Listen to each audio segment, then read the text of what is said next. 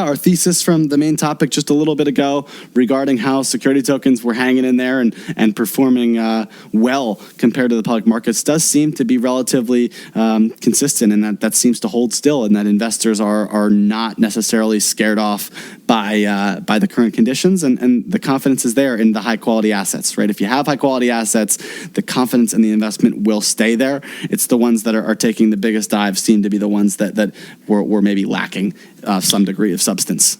Great update. And so, Herwig, moving on to our main topic. Last week, you released an unexpected article covering Japan and the security token industry there. I know we're going to jump into the meat of that story, but first I wanted to ask you, what inspired you to write that article? Well, Kyle, one of the great things about this show is that you and I get to cover pretty much all the latest developments in the industry. And so as a result, we're starting to pick up on trends and patterns. And one of those that I saw was the constant developments coming out of Japan, which was seemingly quiet on the topic up until the middle of 2019. And so I started doing some digging. And since I was already doing the research, I thought it'd be helpful to chronicle the rise of Japan's security token ecosystem so that others might also be able to learn from it. And I have to say, Kyle, what I learned was actually pretty fascinating. I think it can be a powerful example in how a financial community can adopt security token infrastructure. And I think what makes it so extraordinary is how quickly they did it. So without further ado, I will take us to the start of it all back in March of 2019. The ICO craze was a global phenomenon, and governments and regulators all around the world responded differently. And Japan's lawmakers, known as the National Diet, proposed a bill to help formalize the ICO and STO industry in Japan, mostly by handing enforcement responsibility and increased controls with it, by the way, to the Japanese securities regulator, the FSA, as well as defining ICOs and STOs so that the financial community had clarity to adopt the technology, a key thing that Kyle and I have been messaging on the podcast. And it wasn't until May of 2019 that final version passed, and it won't be till next month this year when the rules finally actually kick in. That's May 1st when they actually officially kick in. But that hasn't stopped the region from moving forward with building out all the necessary infrastructure that they needed to support security tokens. And that's where things interestingly began with U.S. issuance platform Securitize. So a little bit of a twist to the story. On June 18th, the U.S.-based firm announced a partnership with the Japan Security Token Association, which was the country's first educational advocacy group for security tokens. And since then, also Tokeny, as well as many other dozens of firms, have joined as members.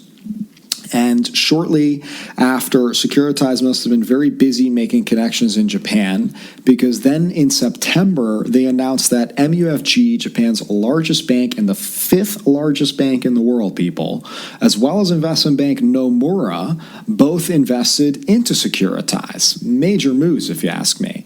So clearly, Carlos Domingo, the CEO, was busy in Japan. And then just 1 month later, 6 different investment banks came together in the region to self-declare themselves the nation's self-regulatory organization for security tokens, led by SBI, the investment bank, called the Japan Security Token Offering Association. So it's an impressive move that leading financial institutions came together and self-formed an SRO for an industry that barely even existed at the time. And that same month also, Securitize launched the first Japanese STO with lead real estate using U.S. exemptions for a real estate fund focused on development in popular regions of Tokyo. So all of that was happening in October, and not 30 days later goes by when SBI, the leader of that SRO, also announced an investment into Securitize, making 1/3 of the JSTOA SRO members Securitize investors as well. And by the way, in that same month, MUFG also established a 22-member security token research consortium dedicated to, of course, researching and trialing the technology, featuring many Japanese investment banks as well as big corporates like Accenture and KPMG, among others. Not surprisingly, Securitize was named the exclusive provider of that research consortium. It's worth noting, too, that Nomura launched their own research group for security token technology with over a dozen members of its own. Strategically, Securitize then acquired Boodle, B-U-I-D-L, in December. Boodle is an enterprise blockchain consulting firm, which of course now endorses STOs with Securitize. The partnership entails Securitize to essentially work with both small and large Japanese issuers using local expertise. And 2020, Kyle, hasn't slowed with news either. Sony Financial invested in Securitize in February. The Tokyo Stock Exchange announced a blockchain pilot calling for applications, and several other investment banks like Mitsui & Co. have started their own issuing platforms, and trialing STOs has also occurred in the region, like Nomura did with their tokenized bonds. So some investment banks have gone as far as to also invest in outside exchanges, like Tokai Tokyo did with iStocks, and SBI also did something similar with the Bourse Stuttgart's new digital exchange coming out as well. SBI also mentioned, by the way, that they have their own plans to launch an exchange in Japan, slated within 2020 to launch. So I got to say, all of this activity and the laws haven't even passed yet. So, what will happen when May 1st kicks in? I expect really STOs in the region to explode. And if all of this infrastructure was set up in just 1 year, think about what can happen. And I got to say, a big shout out to what seems to be a lot of influence from one specific company, Securitize. Shout out for helping Japan really mobilize very effectively and quickly. It's clearly no secret that you had a lot to do with that. And every time I really think about this journey, I get goosebumps on my arms, because you can't do anything but get excited about what's to come for Japan. Like, this is really amazing. That's why I think a lot of other regions and other infrastructures or ecosystems should look at Japan and say, look, they're putting all the pieces together. They've got the issuance platforms, partner with consulting companies, partner with investment banks. No other country in the world has a SRO dedicated specifically to security tokens.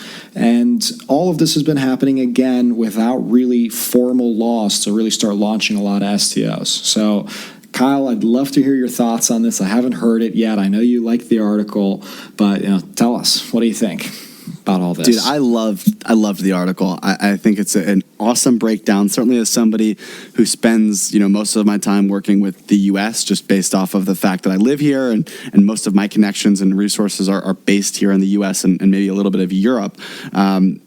Asia's always been an economy and just a financial sector, certainly in Japan as well, and the one that you focused on, that has been so up and coming and so fantastically innovative and successful, and they deserve to be promoted and recognized for all of the tremendous work they're doing, not only to be innovative and quick moving, but also to be very thoughtful in their approach in launching, all these consortiums to gather feedback and to work together and to be collaborative. They really have fully taken on the idea of interoperability and collaboration that we've been preaching for months and months now, and it's tremendous. So I loved the article. I think you gave a fantastic breakdown. And I also really liked the infographic you gave as well, that really broke down that timeline. I think that's something that we're going to need to make sure that we publish around and show people, because it really effectively breaks down what we're talking about here and the timeline that we're talking about. And we're also going to have to keep track of how the Japanese security token industry continues to grow in 2020 and beyond. I mean, the best thing about the security token industry is that we're talking about a global phenomenon. This is an industry developing all over the world, and we have the opportunity to connect these parts together in ways that were never before possible, because you couldn't trust all of the other sides. We didn't have the technology component together.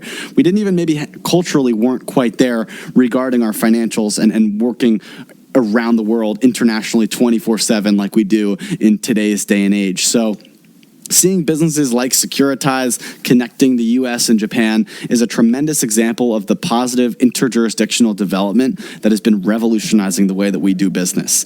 And so between your quarterly infrastructure venture funding report and this article on the Japanese security token infrastructure, Security Token Advisors has really pumped out a lot of really high-quality research for the industry.